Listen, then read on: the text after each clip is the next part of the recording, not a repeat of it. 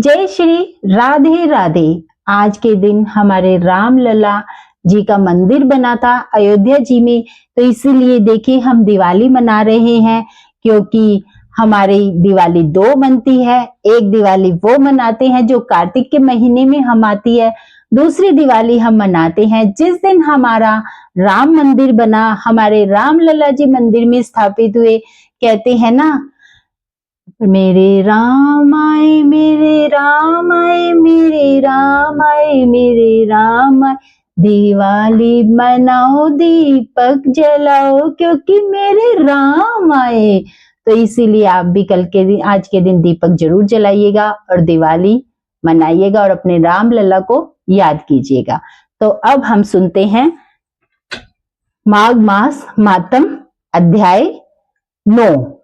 तो उसको सुनने के लिए आप वीडियो को ज्यादा से ज्यादा शेयर कीजिए, लाइक कीजिए और सब्सक्राइब जरूर।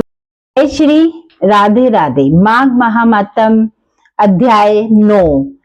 पद्म पुराण में माघ मास के महात्म का वर्णन करते हुए कहा गया है कि पूजा करने से भी भगवान श्री हरि को इतनी प्रसन्नता नहीं होती जितनी कि माघ महीने में स्नान करने मात्र से होती है। इसलिए सभी पापों से मुक्ति और भगवान वासुदेव की प्रीति प्राप्त करने के लिए प्रत्येक मनुष्य को माघ स्नान जरूरी करना चाहिए। पूरे माघ के महीने में स्नान ना कर सके तो कम से कम 3 या 5 दिन का स्नान जरूर करें। अब शुरू करते हैं। उससे पहले अपने गणेश जी महाराज को याद करते हैं और फिर सुनते हैं माघ महात्म का 9वां अध्याय। 3 लोक 14 भुवन तेरी जय जयकार, हे गणपति गणदेव हर लो दुख अपार। बोलो गणेश जी महाराज की जय। अगर आप वीडियो पर नए हैं तो प्लीज सब्सक्राइब जरूर कीजिएगा। अगर आपने सब्सक्राइब नहीं किया तो सबसे पहले जाके सब्सक्राइब कीजिए, बेल आइकन को दबाइए और वीडियो को ज्यादा ज्यादा शेयर कीजिए, क्योंकि हमें सनातन धर्म को बढ़ाना है। तो अब सुनते हैं माघ महात्म अध्याय 9। कल हमने माघ महात्म के अध्याय 8 में दत्तात्रेय जी द्वारा वर्णित कुंडल और विकुंडल नाम के भाइयों की सुंदर कथा का श्रवण किया था, जिसमें मृत्यु के बाद यमदूत विकुंडल को कर्मों की गति बता रहे थे। अब आगे की सुनते हैं। यमदूत कहने लगे कि जो कोई भी एकादशी के व्रत को करता है वह दुखों को प्राप्त नहीं होता। मास की दोनों एकादशी पर भगवान विष्णु को व्रत पूजा जाप करना ही चाहिए हमें।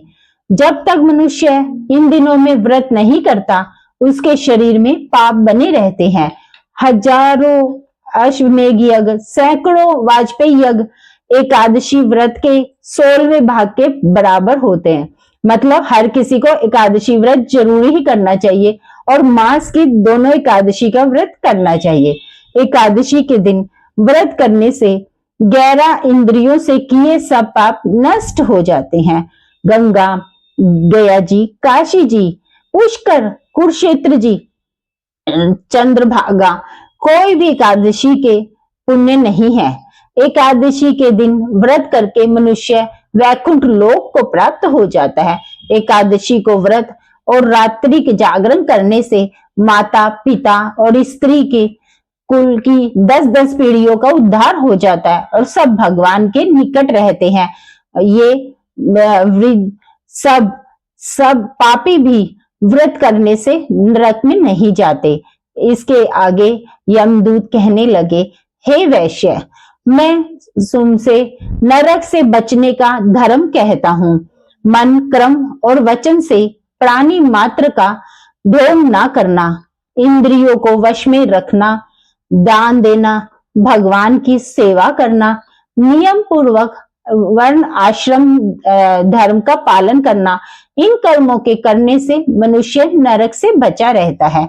स्वर्ग प्राप्त करने की इच्छा से मनुष्य गरीब भी हो तो भी उसे अन्न, धन, जल कुछ ना कुछ दान देते ही रहे। दान देने वाला मनुष्य कभी यम की यातना को नहीं भोगता तथा दीर्घायु होता है।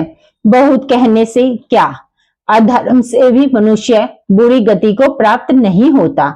मनुष्य सदैव धर्म के कार्यों से ही स्वर्ग को प्राप्त कर सकता है, इसलिए बाल्यावस्था से ही धर्म के कार्यों का अभ्यास करना चाहिए। अब ये सब सुनकर बड़े प्रसन्न होकर विकुंडल कहने लगा, हे यमदूत, तुम्हारे वचनों से मेरा चित्त अति प्रसन्न हुआ, क्योंकि सज्जनों के वचन सदैव गंगा जल के समान पापों का नाश करने वाले होते हैं। उपकार करना तथा मीठा बोलना सज्जनों का स्वभाव ही होता है, सज्जनों का स्वभाव ही होता है। जैसे अग्नि चंद्रमा को भी ठंडा कर देती है, जैसे मीठी वाणी चंद्रमा को भी ठंडा कर देती है। अब कृपा करके यह भी बतलाइए कि किस प्रकार मेरे भाई का नरक से उद्धार हो सकता है। तब यमदूत कुछ देर ज्ञान दृष्टि से विचार करने के बाद बोला, हे वैश्य, यदि तुम अपने भाई के लिए स्वर्ग की कामना करते हो तो जल्द ही अपने 8 जन्म के पुण्य उसके निमित्त अर्पण कर दो। तब विकुंडल ने कहा, हे दूत, ऐसा कौन सा पुण्य है, मैंने ऐसे कौन से जन्म में कैसे किया, सब बात आप मुझे बताइए, फिर मैं अपना पुण्य अपने भाई को दूंगा। दूत कहने लगा, हे वैश्य, सुनो, मैं तुम्हारे पुण्य की सब कथा कहता हूँ।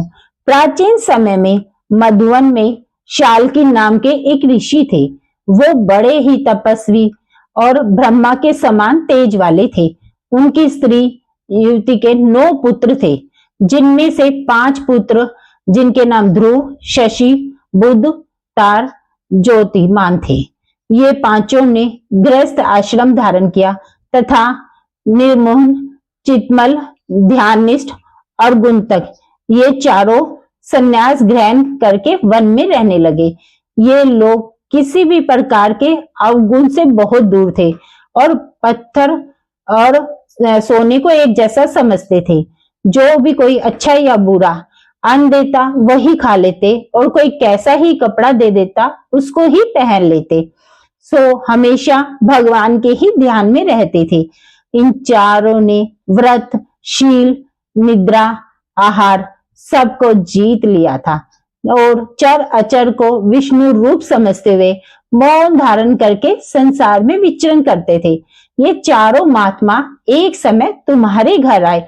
जब तुमने मध्याह्न के समय भूखे प्यासे इनको आंगन में देखा तो गदगद मन से आंखों में आंसू भरकर इनको नमस्कार करके इनको बड़ा आदर सत्कार किया। इनके चरणों को धोकर बड़े प्रेम से कहने लगे कि आज मेरा अहोभाग्य है, आज मेरा जन्म सफल हो गया, मुझ पर भगवान प्रसन्न हो गए। मैं माता, पिता, पत्नी, पुत्र, गौ आदि सब धन्य है जो आज मैंने हरि के समान आपके दर्शन किए। सो हे वैश्य, इस प्रकार तुमने श्रद्धा से उनका पूजन किया और चरण धोकर जल को मस्तक से लगाया। फिर विधि पूर्वक इनका पूजन करके तुमने इन सन्यासियों को भोजन करवाया। इन सन्यासियों ने भोजन करके रात में तुम्हारे घर में विश्राम किया और ब्रह्मा के ध्यान में लीन हो गए।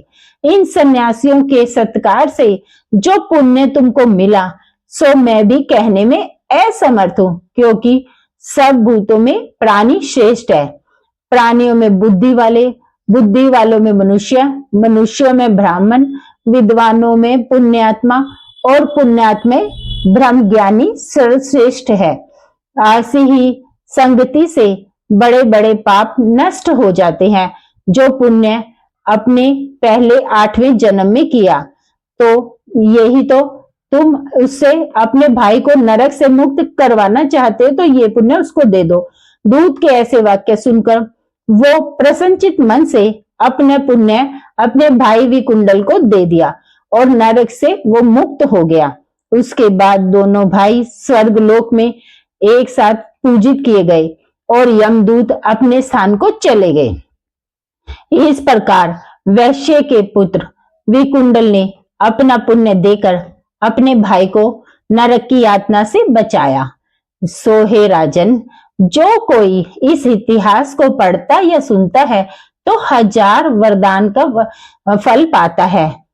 माघ महात्म 9वां अध्याय समाप्तम। इस अध्याय में हमें यमदूत ने एकादशी व्रत का बहुत ही सुंदर महात्म बताया है। साथ ही साथ संतों की सेवा कभी व्यर्थ नहीं जाता, ये ज्ञान दिया है। जन्म मरण के चक्र से मुक्ति पाना चाहते हो तो एकादशी व्रत जरूर कीजिए। जब भी मौका मिले तो साधु संतों की सेवा भी जरूर करें। पर महात्म अध्याय 10 में कल आगे की कथा सुनेंगे। क्षणभंगुर जीवन है रट ले, क्षणभंगुर जीवन है पगले, कर ले प्रभु का ध्यान, ना जाने कब देह का पंछी कर जाए प्रस्थान। सही कह रही हूं ना? ये याद रखो, मन में बसा लो, जीवन का कोई भरोसा नहीं, इसलिए अब भी समय है। ज्यादा से ज्यादा नाम जप करके जन्म मृत्यु के चक्र से मुक्ति पा सकते हो। कलयुग केवल नाम आधारा, सिर्फ नाम जाप करके ही भक्ति, मुक्ति, शक्ति, प्रेम सब पाया जा सकता है। अपने हर सांस से, प्रेम से, मन से जाप करते रहो, करते रहो, करते रहो। हरे कृष्णा कृष्णा कृष्णा हरे हरे, हरे राम राम राम हरे हरे। प्लीज वीडियोस को अधिक से अधिक शेयर करके माघ मास के प्रभाव को सबको बताओ। अपने शास्त्रों का ज्यादा से ज्यादा प्रचार कीजिए, ये भी एक सेवा ही होती है। और अगर आपको मेरी वीडियो अच्छी लगी हो तो प्लीज आज कमेंट बॉक्स में आप जय श्री राम लिखिएगा, क्योंकि आज के दिन हमारे राम लल्ला जी आए थे।